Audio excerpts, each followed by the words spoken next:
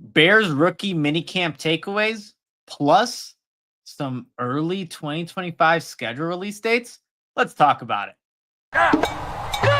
Bend over to your right. What the was that? What's up, Bears fans? People want to hear me talk.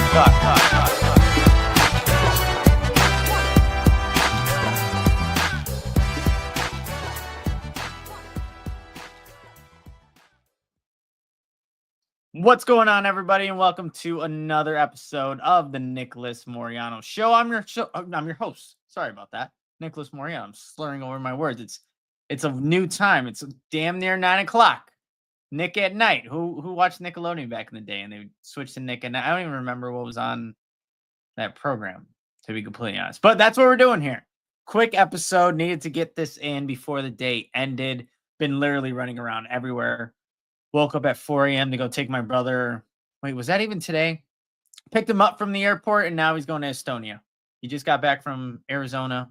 Now he's going to Estonia. He's been traveling. I've been everywhere, but I needed to get in here to, again, talk about what happened over the weekend. Bears rookie minicamp, 3 days. I was there for 2 of them. Did not go on Saturday, but was there for Friday and Sunday's practices. And then also, we're seeing some bits and pieces of this schedule being released. And we have 2 games so far, 2 primetime games too.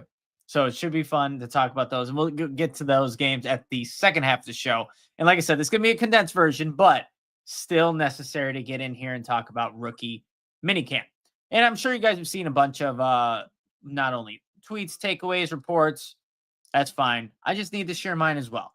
And, it was good to be back at House Hall on the practice fields, just kind of checking out, Bears football again in a different kind of version, right? But I'll tell you this. I don't know. I've covered quite a few rookie mini camps now. I don't know, and maybe I just don't remember. Okay, maybe I just don't quite remember it. But the number of times I just had F-bombs just being written in the notes, I'm like, okay, oh, yep, there goes another one from Eric Bieniemy. Check mark.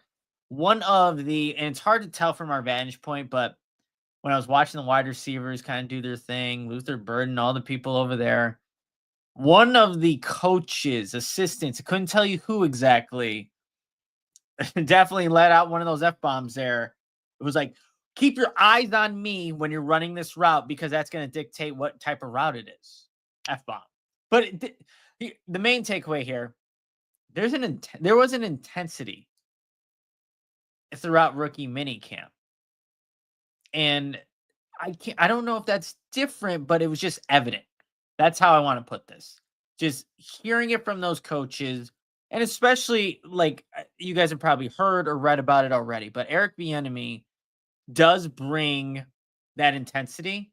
He wants that level of detail to be exact, whether you are the 7th round draft pick in Kyle Manungai or you are gets the numerical draft or roster here. Or if you're somebody like, who was it? Bugs? He's a running back that's on this roster. I'm trying to find him exactly. I think he's number 22. Oh, sorry, not Bugs. Christian Grubb. There was a couple of times where Eric Bieniemy snapped off at him. So it was I don't even want to say refreshing because Chad Morton was a guy that had a lot of energy too. It's just different. Just a different way of going about coaching. But so far, I'm digging how Eric Bieniemy, just conducts business. How he's going to bring that.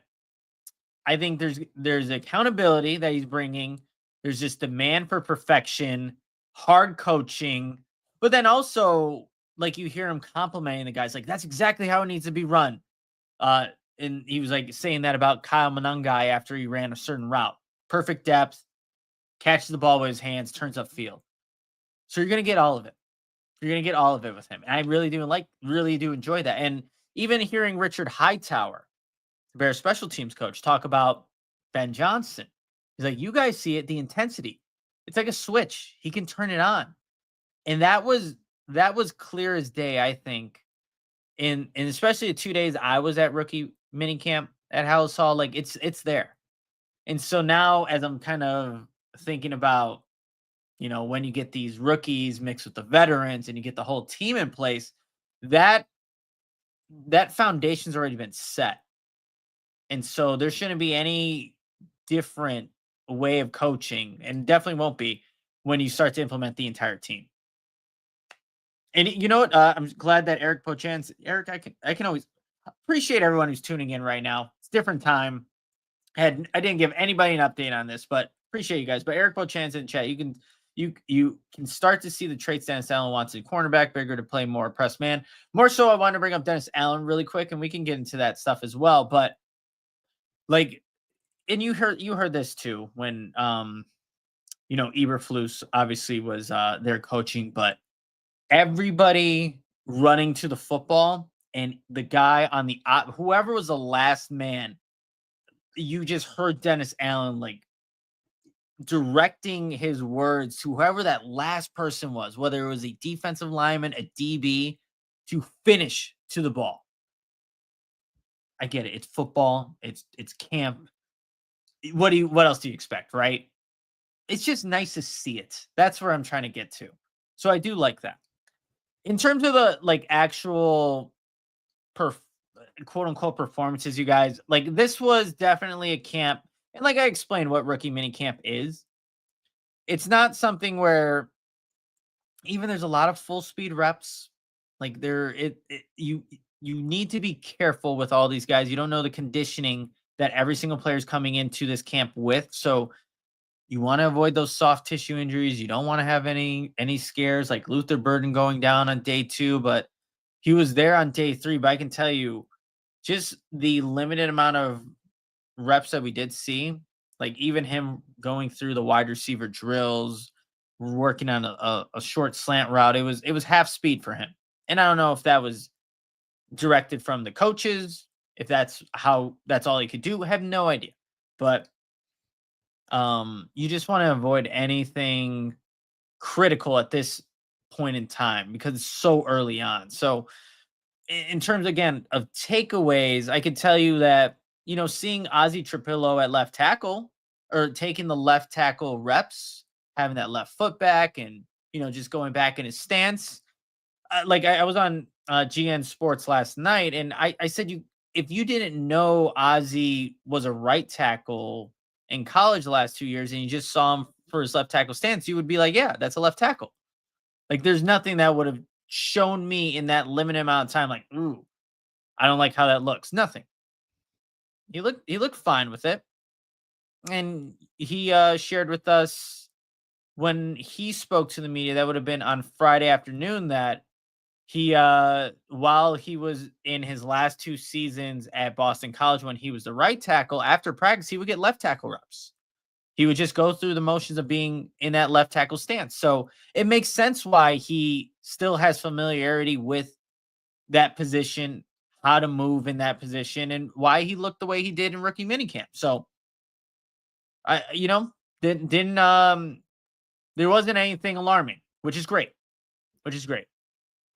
Hippolyte, Ruben Hippolyte looks fast, like advertised. So I mean, you're checking off boxes. I will say that Zay Frazier, I mean, obviously we all know a longer corner out of UTSA. He is a long corner. Actually, too, I do want to highlight, because man, this dude's lengthy for a DB. Man, if I can find him really quickly on the notes, I'm probably not going to be alphabetical. Definitely not alphabetical. We just need numerical. 5'11", 6'2", Major Burns. Maybe it was Major Burns. No, Devin Kirkwood, DB out of UCLA. That guy just actually, maybe it was Brian Addis. So okay, that's actually the comment that Eric O'Chan brought up. There are just a lot of taller DBs in this camp. I'll list off a few of them. I mean, you have guys that are 6. So you have 6'4" in Brian Addison, 6'3" in Devin Kirkwood. You obviously have Zay Frazier at 6'2". I mean 6'3", sorry. Like longer corners, man. Longer corners. And You had Jihadi Walker. Yeah, who's actually sorry. I'm going through bunch of people. Jeremiah Walker, not Jihadi Walker. Jeremiah Walker, the DB that the Bears actually signed. And then they placed Torrey Taylor on the exempt international player list and doesn't count towards the 90-man roster, but they did sign undrafted free agent Jeremiah Walker. But the size was evident from the DB room. Just that's the Dennis Allen effect, right? So it's I think you're just seeing like what body types. You're gonna see that also at defensive end too, right? Like Dennis Allen has a type. We kind of know what that type is. And I'm trying to see exactly where he is at Jeremiah Walker. I don't know why I can't find him on this damn roster here. He should be one of the first guys up here with the DBs, but don't know why I'm not seeing him. But it's beside the point. Bears signed him. So yeah, two. I see James Charles, not the real one. Yeah. Weren't there two offensive tackles that were above 6'8"? Yes, there was. Including Ozzie Trapillo, but also who was it? You have Ozzie Trapillo 6'8", but you also have, man, I'm trying to find these on the fly. I'm sorry, this makes for really bad podcasting, but also listening. Braden Kim, BYU 6'8". Like those two guys standing next to each other, insane. Appreciate Eric Bochan. I'm going to take your word for it. 6 foot 195 for Walker, but I don't know why I can't find him. But you did see that size, so it was good. I mean, good to see that. I can't really, honestly, I'm not gonna reach for saying like Luther Burden looked like an exceptional route runner. Like I said, there wasn't one. They were sometimes all the way opposite side of the field from us, but also, like I said, that last day kind of running half reps. I wasn't on day 2, and then day 1. Nothing like, wow, look at him route running. That's not to say that he's not a good route runner, but I mean, just this wasn't, I don't think, the camp to really highlight all those different skill sets. That's all it was. Just observations. So like, and I wish I could give you more. Like, oh man, you should have seen the plays that so and so made.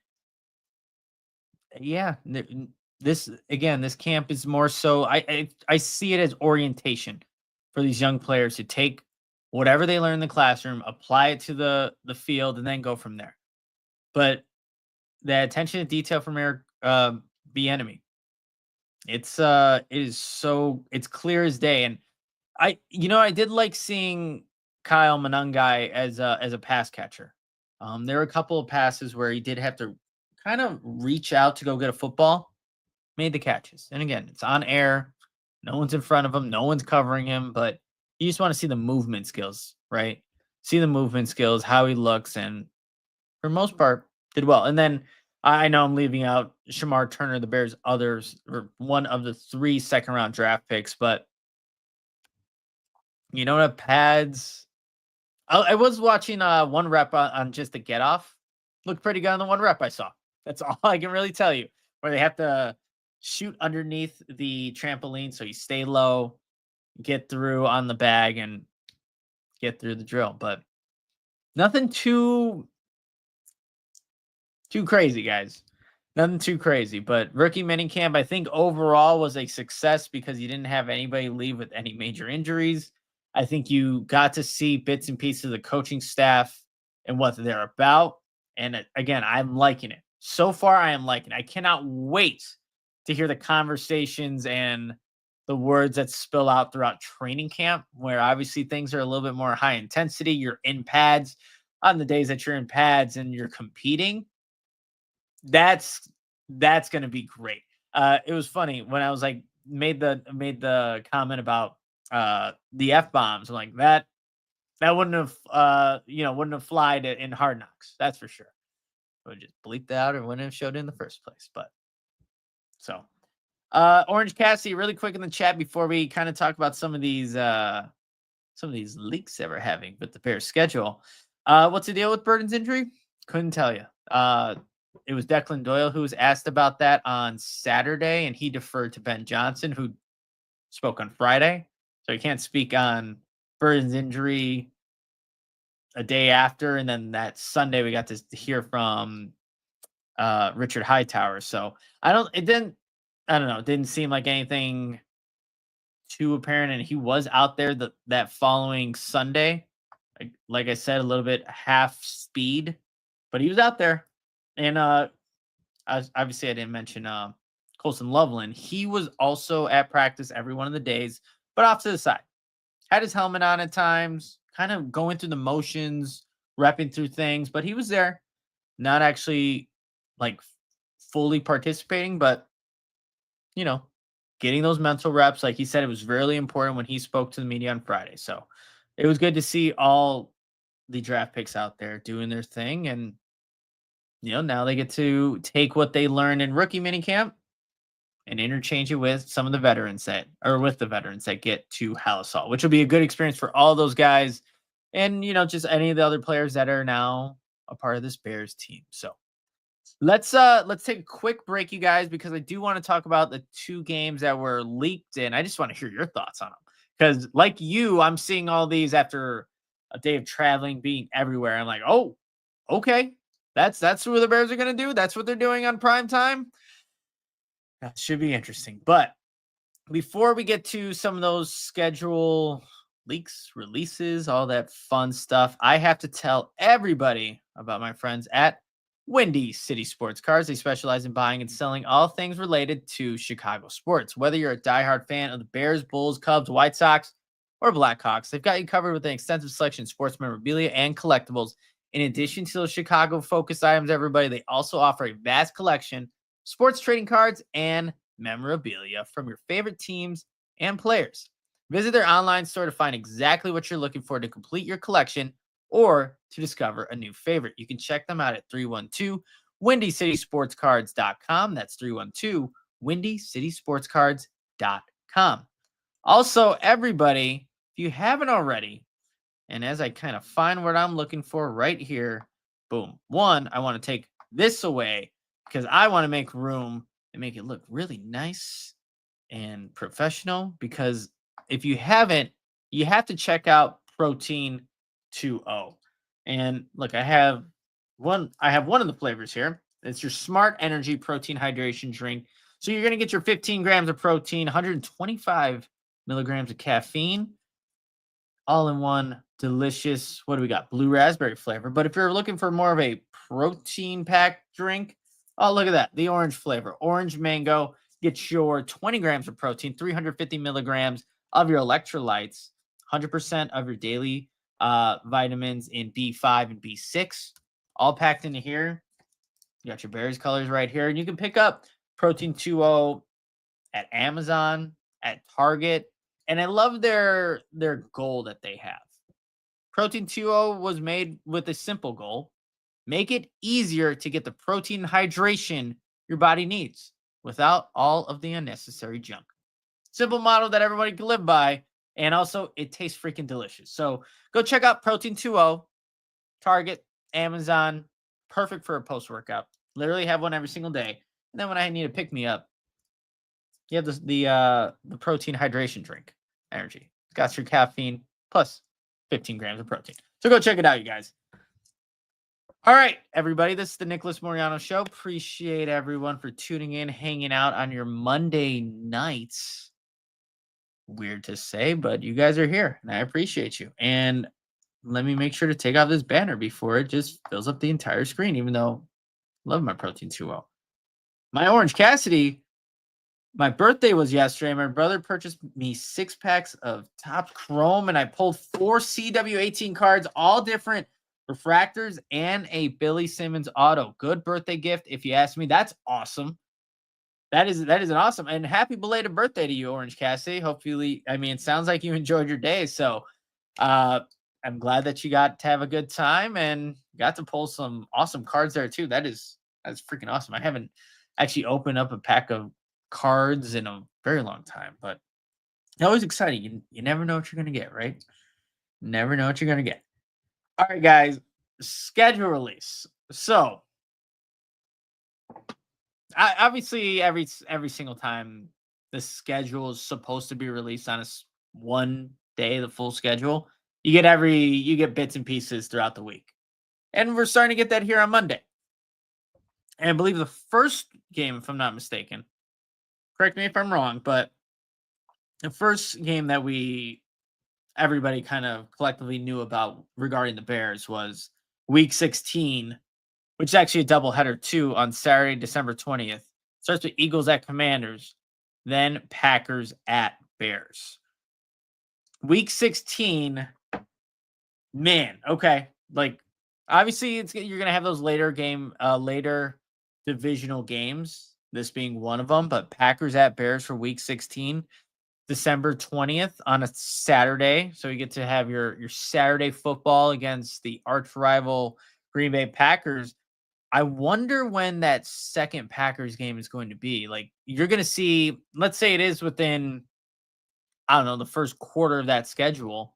Like you're going to see obviously very polar opposite teams. Almost like can't remember exact. Obviously, it was the last game of the season that the Bears played the Packers and won off the Cairo Santos field goal, but I can't pinpoint exactly what week it was where they got the field goal blocked. But you're seeing obviously two very different teams at that point in time. So I think technically, couldn't they have their week 18 game against the Packers too? So we'll have to see how that plays out. But Saturday football, Saturday, primetime football against the Green Bay Packers. Rivalry's back, baby. Rivalry's back. Matt LaFleur, he hates Ben Johnson. He knows he does. Ben Johnson, I don't know if he's subconsciously or he maybe won't admit to it, but I don't know if he's a fan of Matt LaFleur. Even though he did say he did like beating him. So, who's carrying the game, Eric Bochan? It's on Fox. Fox for Week 16, Bears Packers. Curious to see what those two teams are going to look like at that point in the season. The Bears better be pushing for a playoff spot then. Come week 8 or week 16 in December, you have to, right? Like if you're not, then there's a bunch of problems. Or, obviously one really bad injury to your quarterback can obviously derail a football season. But at that point in time, you need to be competing for a playoff spot. I don't think that's crazy to say, but that should be a big time matchup for the Chicago Bears, Green Bay Packers at Soldier Field. Saturday, primetime game. Can't beat it.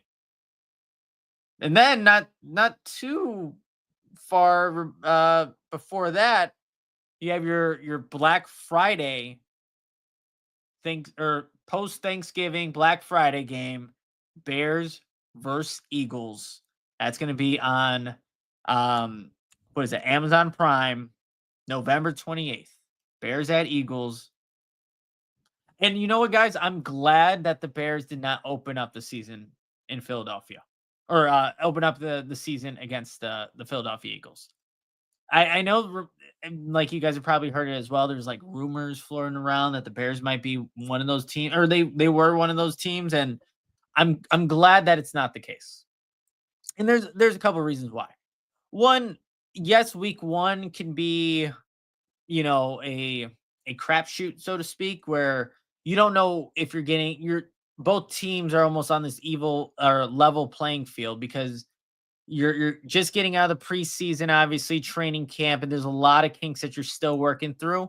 But still, I would rather see the Bears play a team like that later on in the year when they've kind of seen what they are, right? Like I think it's going to take some time for Ben Johnson, Caleb Williams, this offense to really get rolling.